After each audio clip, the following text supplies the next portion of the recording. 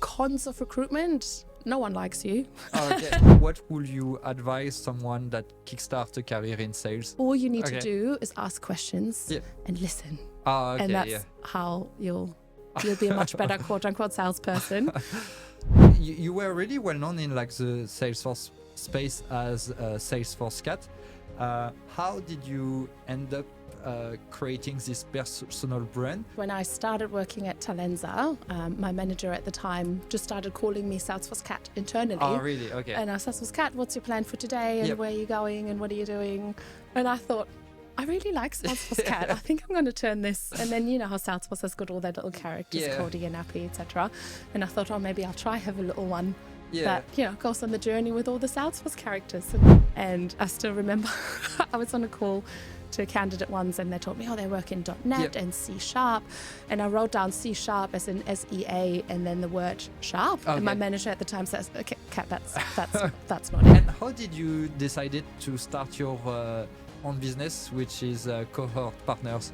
Yeah, I've in lockdown actually. Okay, So it was the first lockdown and I was working from home. Yeah. And I just sort of realized people were still calling me and still wanting to work with me. And I always thought, I need an office environment. Okay. I need a manager that I can go to all the time because who am I to think I could do this on my own? Yeah. But then during COVID, I all of a sudden realized I don't have an office environment. Okay. You've got to be really self-motivated and organized and structured here to get things going. Yeah.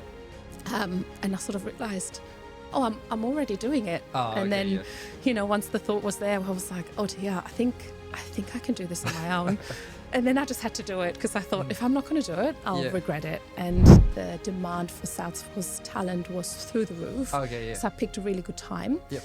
But then, and this is where it comes in handy, my mum is an accountant and she's a very strict German accountant. So I always knew that, the way the market was like in 2021, that's not normal. And everything that goes up this steep also has to eventually come down again. So I always made sure, I don't spend my money. I keep all my reserves for when the market turns. Okay. So I probably had the inverse experience of it went really well to start with. And then all of a sudden the market changed and it dipped. And I thought, oh dear, what have I done here? And then it was difficult and then I was struggling. And that's where I had to then see, okay, how am I going to change my business model here? How do you generate new leads or new prospect to generate this like revenue in recruitment? Do you have like any like tips for someone who would like to start in recruiting as a business? Yeah, it's a good question. And I think there's two answers to that because when I was Salesforce Kat, it was very different to now that I'm doing executive search. Okay. So as Salesforce Kat, because you've met so many different people and businesses over time anyways, it was 100% based on referrals and recommendations. Or if I was reaching out to someone, they already knew who I was. And if they needed someone to help them find Salesforce talent, it was easy for them to then go, okay, Kat, we're ready now. Can you help us?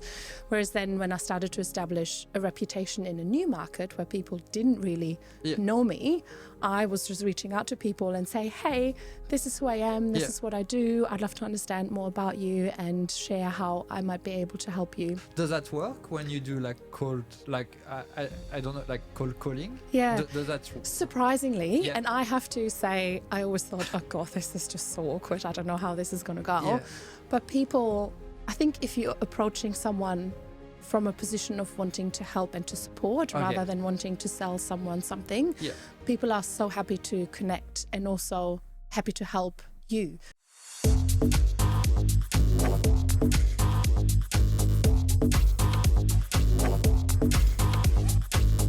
So, hello everyone. Today I'm with Kathrin Pantenburg from Kohort Partners. Kathrin is a very well-known recruiter in technology. She was very famous for Salesforce Kat. So Kathrin, thank you for being here with us today. For those who don't know you already yet, could you introduce yourself? Yeah, absolutely. Thank you so much for having me. I'm very excited to be here. Yes, I've recruited or been in the recruitment space for just over 10 years now. And yeah, started out in the Salesforce ecosystem in 2015, 2016. Yeah. And then went out on my own, started Kohort Partners at the beginning of 2021. Okay. So was that just over 4 years now. Wow. And yeah, now recruit mostly in the technology leadership and executive search space. Wow, that's very impressive. So like the concept of like the episode is to go through your story. So like we start at the beginning of your journey, and this will help us to understand how you came to this stage. Beautiful. So you started in Germany. I did, yes. You did like a degree in art, business, and administration. Is that correct? Yeah, it's a Bachelor of Arts, I think it's called, but it's really just a bachelor in business administration. Okay. And that's really just because I didn't know what else to do after school, because, you know, you're 18, 19, how are you supposed to pick who you're going to be for the rest of your life? Yeah. And I thought I'd really like to work in an office one day. And I thought, you know, studying business administration and management, I felt like would give me lots of different opportunities moving forward. You could move into sales, you could move into finance or marketing, or, you know, whatever suits. And did you feel that was the right choice? Like, and is there like things that you have learned over there that you still use today? I do actually, but I don't think it's any of the things I thought at the time I was learning. Yep. Because in Germany, I had an opportunity after school where you do something like a dual apprenticeship or dual university degree. Yep. So I was working at the same time during the week as I was going to uni. So I'd go to work from 8 till 5 then I'd have uni from 6 to 9 and then you go to uni again all throughout Saturday. So I think what I've learned is actually just work with a huge workload and lots of pressure. And I didn't realize that was really shaping me at the time. But then from a degree perspective, what really helped is seeing all the different parts that are needed to form one company and make it work well together. And whilst that sounds really simple, what I've learned is, you know, if one part doesn't work as well as the other, it actually really has got quite the impact on all the other departments as well, which thankfully, touch wood, helps me now. So and so your first job was in sales. Do you feel like sales and recruitment are very similar things, or it is totally different? Yeah, I would say so. I would say it's very similar. I always think, you know, if someone thinks of themselves as a salesperson, you're probably not doing it properly. Because I think if you are a good salesperson, what you do is you know that you have got a solution and a certain set of skills that can help someone else. So your job is really just to find the people that might be struggling with something or have a problem that you can help them with. And that's where I think is the most transferable part of both careers. Because in Germany, I was selling packaging material and, you know, these big straps you have on big trucks to secure the load. And it was a lot being on the phone and, you know, asking people, how do you go about securing your you know, all the products that you're shipping, etc. So, and when did you start to be in technology space? Was it like before you transition from sales to recruitment, or after that? After that, so probably around the same time. So I still really only know how to turn a computer on and off. So I couldn't write a line of code to save my life. But I fell into recruitment, I suppose, like most people do. I came to Australia and I really wanted to stay, but I just couldn't find anyone who wanted to hire me and offer me sponsorship. So I did door knocking and fundraising and did my farm work. And eventually I was so frustrated. I applied for everything and anything on Seek. I applied to be a bus driver, a crane driver, a project manager, and eventually a recruitment consultant. And of course, the only people that called me back was the recruitment agency. And the desk that they had available at the time was to recruit in software engineering. And I still remember I was on a call to a candidate once and they told me, they work in .NET and C#. And I wrote down C# as an SEA and then the word sharp. And my manager at the time says, okay, Kat, that's not it. and so you used to work in sales in Germany and you were still, when you arrived in Australia, your first job in Australia was still in sales. Is that correct? I would say so, because I was doing, I think they call it direct selling, where you're basically, standing on the street, all of those annoying people that want to stop you all the time and try to sell you all the charity subscriptions. That was me for 6 months. Well, it must be hard, this. Yeah, it wasn't fun. But I guess you must have learned a lot from that because you deal with a range of people that is crazy, no? Yeah, it really helped in hindsight, I have to say, because also you're just not afraid of rejection anymore, right? No one wants to talk to you, and some people that do speak to you really aren't that nice either. But you really, build up, some thick skin. And it was the same when I was door knocking all over Sydney. No one likes when someone just comes up to their door and tries to sell them a cheaper energy plan or whatever it was at the time. But it builds resilience. And what was your main learning from working in sales, or like what would you advise someone that kickstarts a career in sales? Good question. I would say, I think I'd go back to, don't think of yourself as a salesperson or as a nuisance, but really understand who you are and how you can help people, and be clear on who you can help. And then you target or contact those people and start to build relationships and really understand and ask questions. And often people think, it's such a salesy thing. But, when people say salespeople always talk and they tell people how great you are and what you do and what you've got to offer. It's really not about that. All you need to do is ask questions and listen. And that's how you'll be a much better quote unquote salesperson.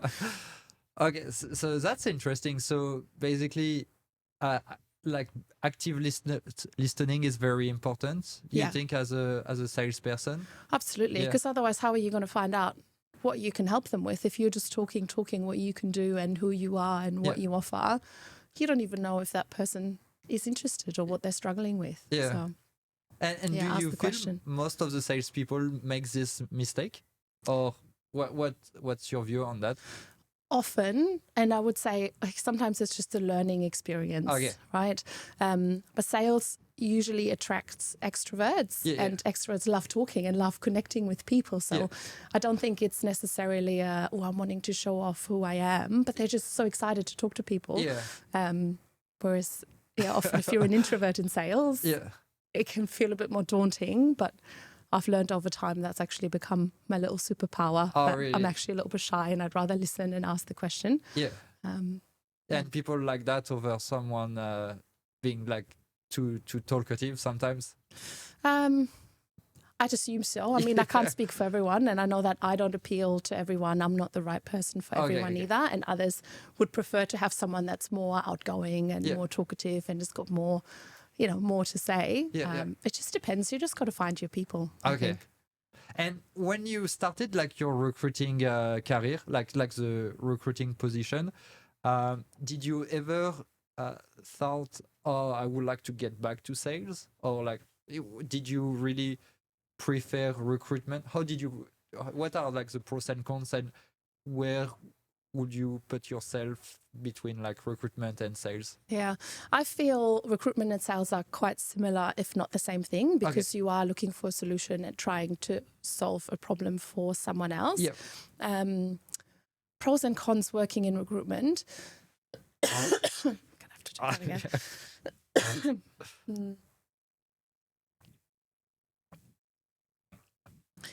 Pros and cons working in recruitment. I would say what I love about it is I really get to see behind the scenes of so many different companies that I would never have the opportunity to do that. And it could be startups, it could be enterprise, and they just tell me, where they're at and what they're planning to do. And I love that. Cons of recruitment, no one likes you. Why doesn't sound good at a barbecue. Because I feel like there's everyone who's had a bad experience with a recruiter before. And so unfortunately the industry has got quite a bad reputation.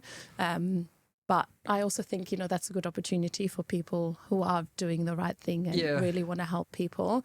And I think especially in the Salesforce ecosystem, we're quite lucky. There's some really good recruiters that genuinely care.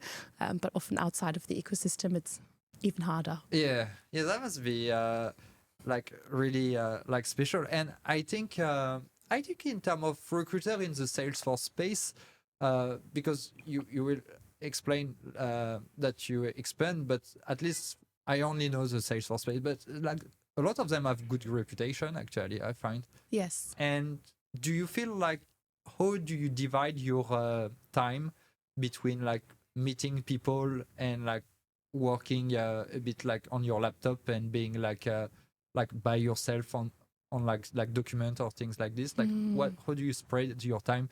Because it seems like it's a job where you meet a lot of people and you talk a lot with people. How do you divide that? Yeah, it's a good question. And it's so hard to do that. And I think that's why in the past it's really helped me be German.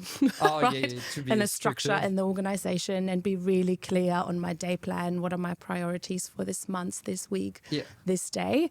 And, sometimes someone might call and say, hey, Kat, I'm around. Are you free to catch up? Then, of course, the day moves around.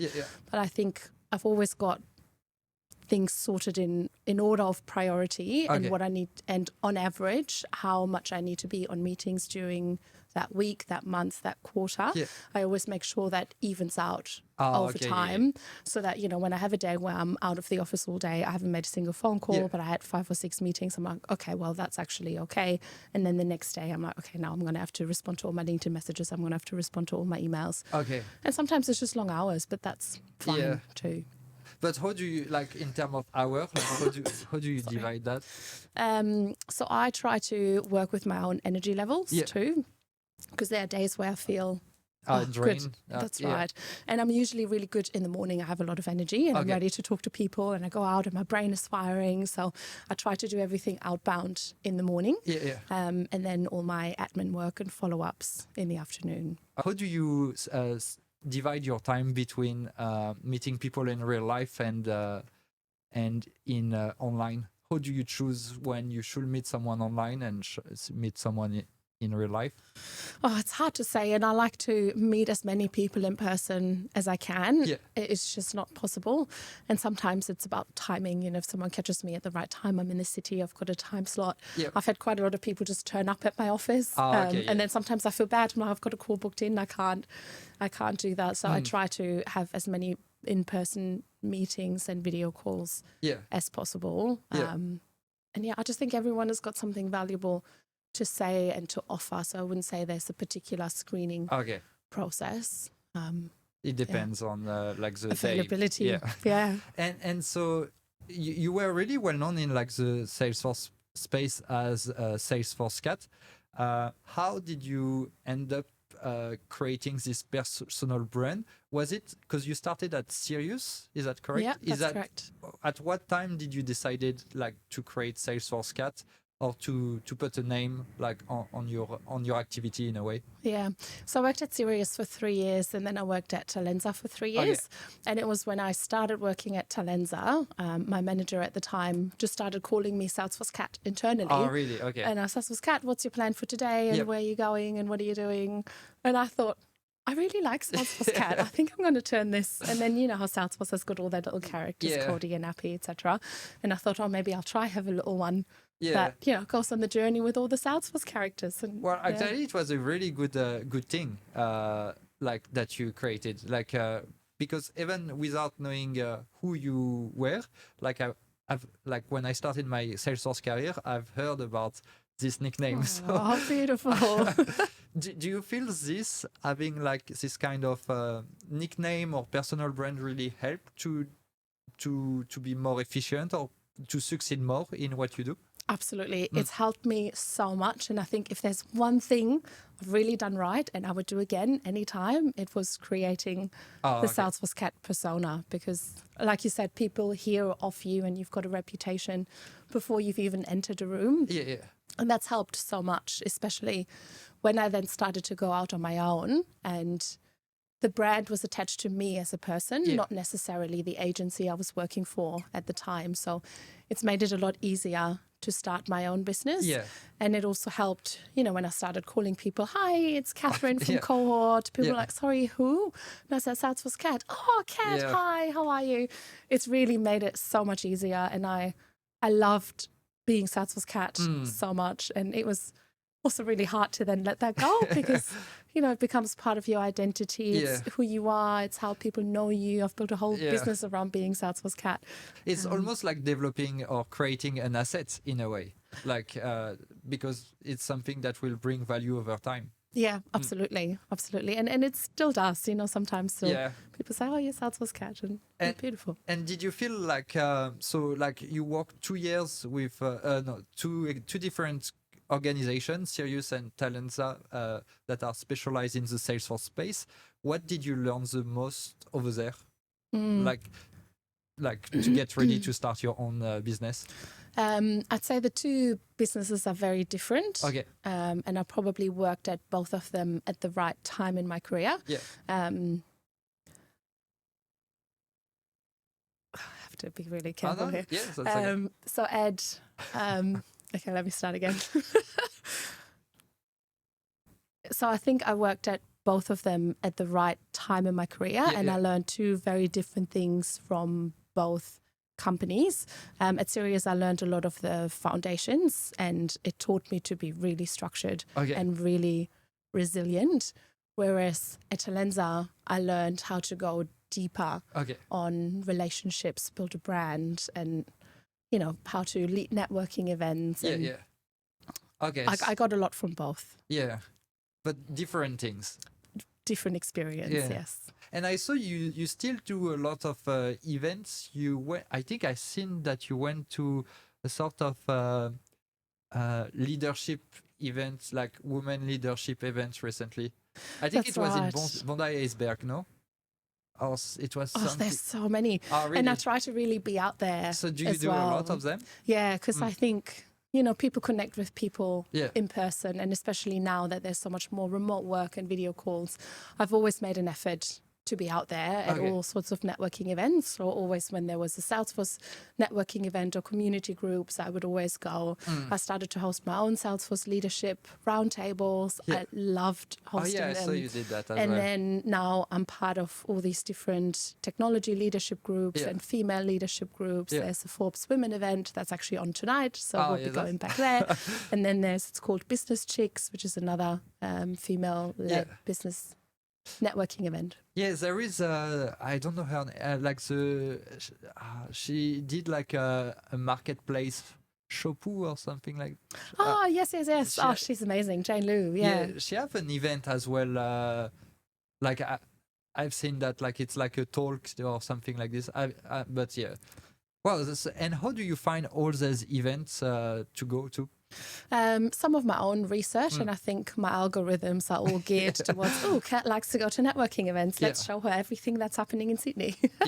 But then over time, I've just connected with other women that like to do the same. And so sometimes people are like, oh, Kat, I've heard about this. I think you would really like this. I think you should go here. Or see, would you want to come with me? And then sometimes we'll go together.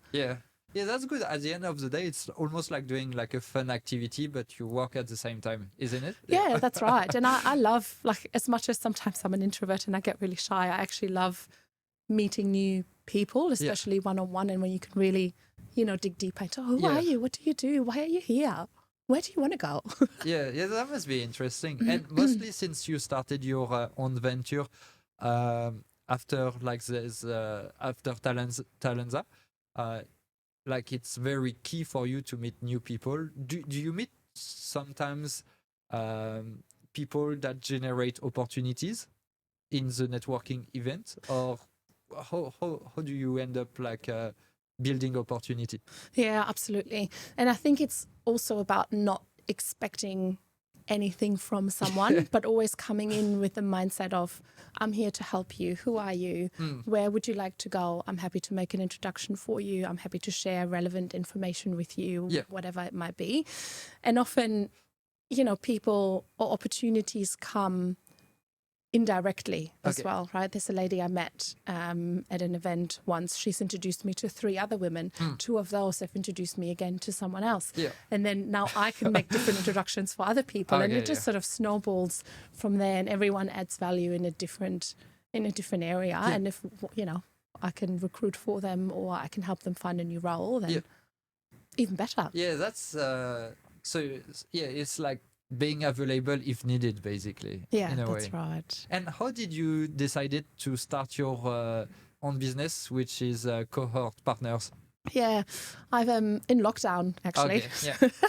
So it was the first lockdown, and I was working from home.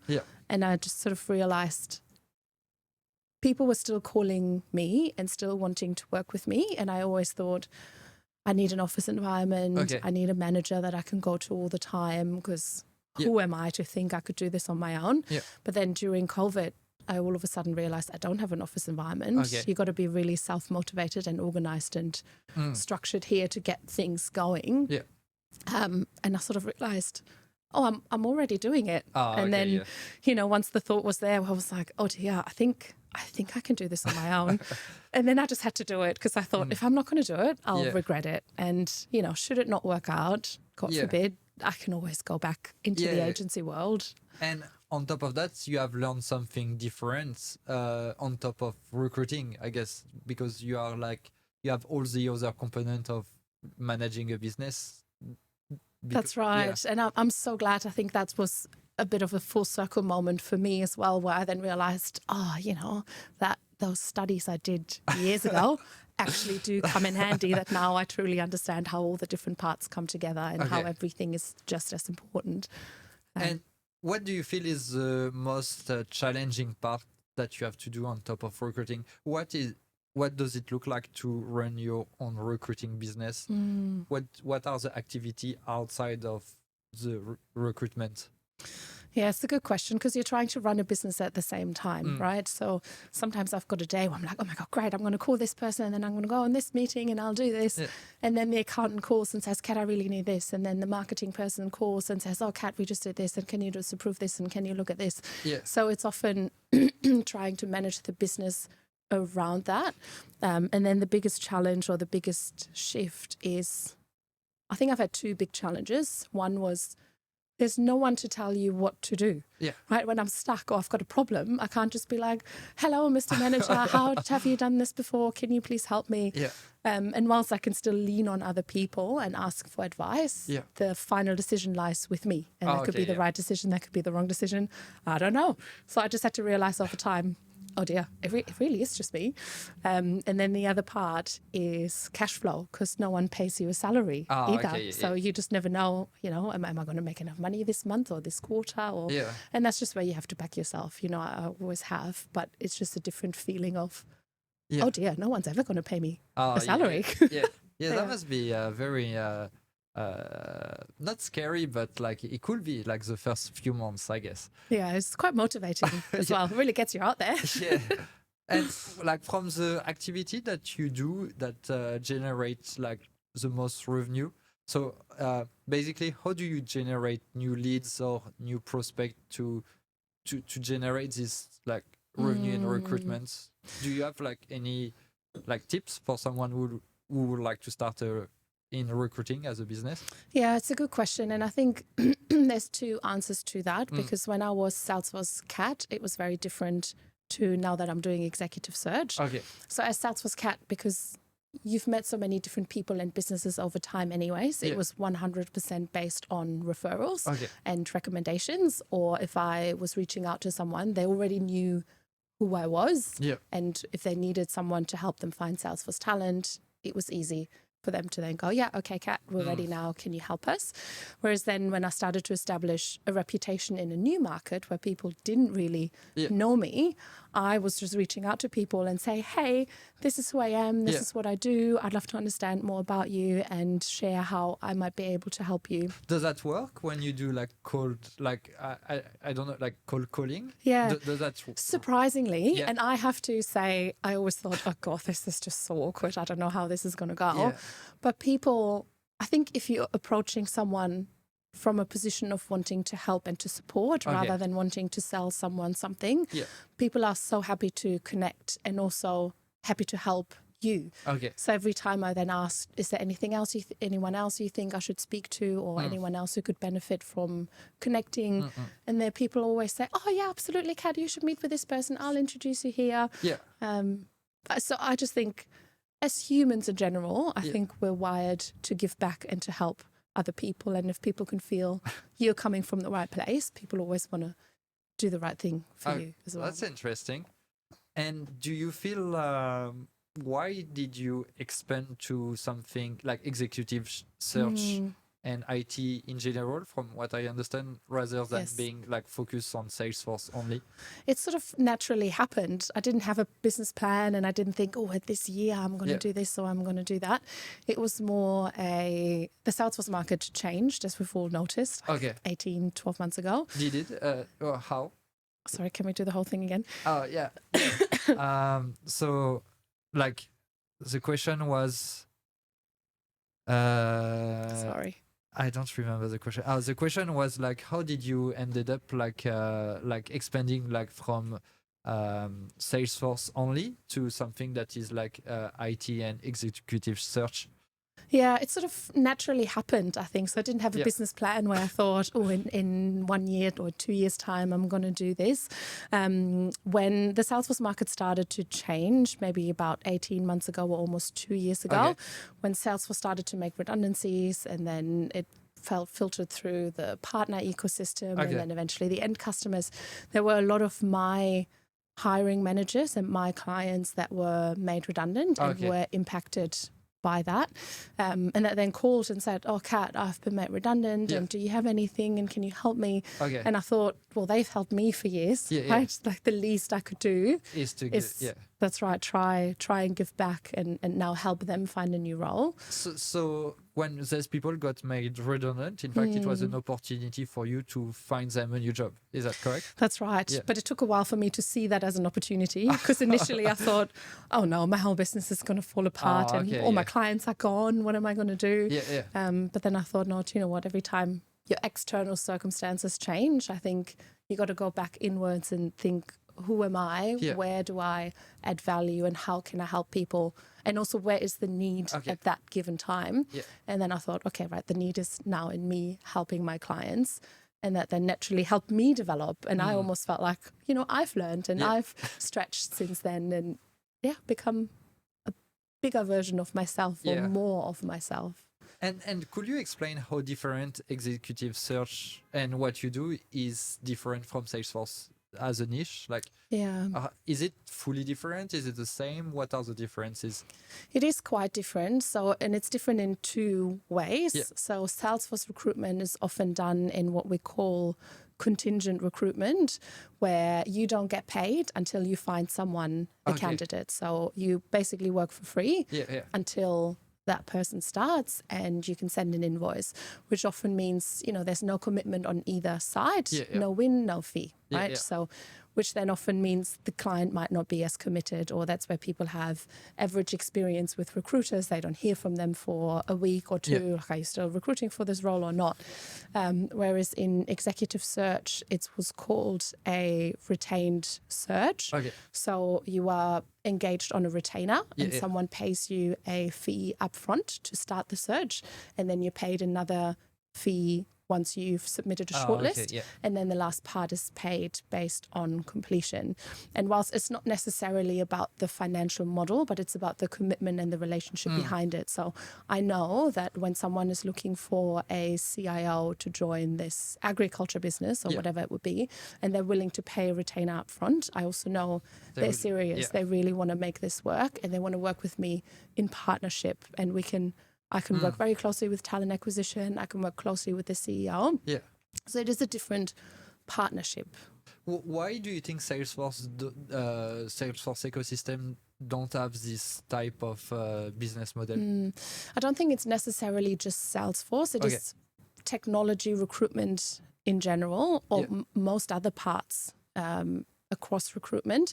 But I do feel like, you know, when I speak to a lot of other recruiters in my network, whether that's people I've worked with or people I've met through different networks, that's changing as well. So, and I know there's 2 or 3 Salesforce recruiters that started to engage that way. And I think it's just best practice for everyone. I think everyone is going to have a better experience working that way. Just the general perception was always of doing a retained search, that's only for executive roles. But really it's about realizing across the recruitment industry as a whole that it really is just best practice and it's the best way of working together. More healthy in a way. Like, and everyone can just be open and honest. Like there's no hidden agenda. Everyone is there to actually just make this work. Yeah, that's interesting. And so another question that will be interesting is how long does it took you when you started your business to make sort of as much money as when you were working for an organization? Was it hard, or like is it something that went quite fast for you? Yeah, good question. I think I was lucky in a way that I went out on my own at the right time. So it happened pretty quickly within the first couple of months. I did not expect that to happen. And when I told my parents, they thought I was lying. Really? But I think it was just because I went out on my own in 2021. And that's when, everyone was working remotely. The demand for Salesforce talent was through the roof. So I picked a really good time. But then, and this is where it comes in handy, my mum is an accountant and she's a very strict German accountant. So I always knew that, the way the market was like in 2021, that's not normal. And everything that goes up this steep also has to eventually come down again. So I always made sure, I don't spend my money. I keep all my reserves for when the market turns. So I probably had the inverse experience of it went really well to start with. And then all of a sudden the market changed and it dipped. And I thought, oh dear, what have I done here? And then it was difficult and then I was struggling. And that's where I had to then see, okay, how am I going to change my business model here? Or how am I going to find a solution to this? And then that's when I moved into the tech leadership and executive search space. Do you prefer it? Like outside of, let's say, outside of like the business model that you explained that is safer, those people differ? Like, are people different in what you do now from those in the Salesforce space? It is a different conversation. I have to say my heart will always be in the Salesforce ecosystem and a part of me will always be Salesforce Kat. The conversations are just different because they're more strategic and long-term and more about how can we return shareholder value? How do all the different parts of a business work together? How can broader technology enable the business? So that's infrastructure, applications, engineering, architecture, rather than that one CRM that we have here. And that's probably what I needed to learn as well, because to me, Salesforce was my whole world and everything I did and everything I knew. To now the conversations I'm having with CIOs, CTOs are more about, well, Salesforce is one tool that enables us to get to where we want to be. So it's just a different, more strategic conversation. How did you learn all of that? Because I guess it's like, as you mentioned, like Salesforce, once you know what it is. But here it's like an unlimited possibilities in terms, even if there is some like leading platform, I guess. How did you end up learning about like the tools and also do you find like the right talent? How did you develop this skill in a brand new ecosystem? So learning about the new technologies and how it all comes together, a lot of that was about just asking questions and listening, and then I'll put the right pieces in my head together. And then also, I'm not afraid to ask, did I understand this correctly?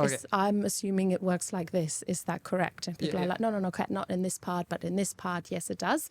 So a lot of it was asking and listening is how I learned. And then the second part. So like, do you read a lot by yourself? How do you just explain, like, yes, you ask a lot of questions to learn and to understand, but how do you do outside of that? Like, for example, do you spend a lot of time reading, or like Yeah, I do. I do read a lot of books. I listen to podcasts all the time. Really? Wherever I walk or, when you're cleaning the house, I'm always... And, that's the thing as well. I don't have kids. Like my business is my baby. So I've got a lot of time to focus on self-development and learning and, going to networking events. I don't have to pickups and drop-offs. So I've got a whole lot of time to just focus on the business. And I just remember the other part of your question was, how do you find new candidates and how do you build those new networks? And I'm just reaching out to people and say, hey, this is who I am. This is what I do. Yeah. Are you free to catch up for a coffee here and then? And then people are always open to that. I'm still surprised how open people are to building new connections. And then, just sort of it builds from there. Oh, okay, that must be good. Do you still do like the how did you call it? Like the table, like the round table? Oh, the leadership roundtables. Not the Salesforce ones anymore. And I'm working on a new format that's more relevant to the executive space. Yeah. Because it worked really well in Salesforce. But CIOs, for example, and also CEOs, they're invited to every roundtable there is. And I don't want to be another voice amongst all the noise they've already got on their desk as well. So to me, it's then thinking about what do they struggle with and how can I help them? So what knowledge do I have that they might not have? How can I put this together to make it relevant to them so that they can give me their time, right? And that could then be in a form of an event where I maybe do a presentation, or it could be, hey, I've got this insight, come and meet with me and I'll tell you all about it. That's interesting. It's got to be relevant. And how did you end up, how did you come with the name Kohort Partner? Yeah, I sat on this for a long time and I always thought, you've got two cohorts that you're working with in recruitment. You've got your cohort of clients and you've got your cohort of candidates. And I always like to think I'm the partner and the connection between the two. And then cohort with a C, I was like, well, everyone thinks Kathrin is spelled with a C. I'm just going to make it a K. And that's a good name. That's going to be me now. And so what could we wish you for like the next year and for Kohort Partner in the coming years? Oh, that's a really nice question. Meaningful connections, I think. Meet people that genuinely want to connect and do right by other people, and things just go from there. Yeah. Well, thank you so much, Kathrin. Thank you. And, it's so lovely. Thank you, Arthur. Thank you.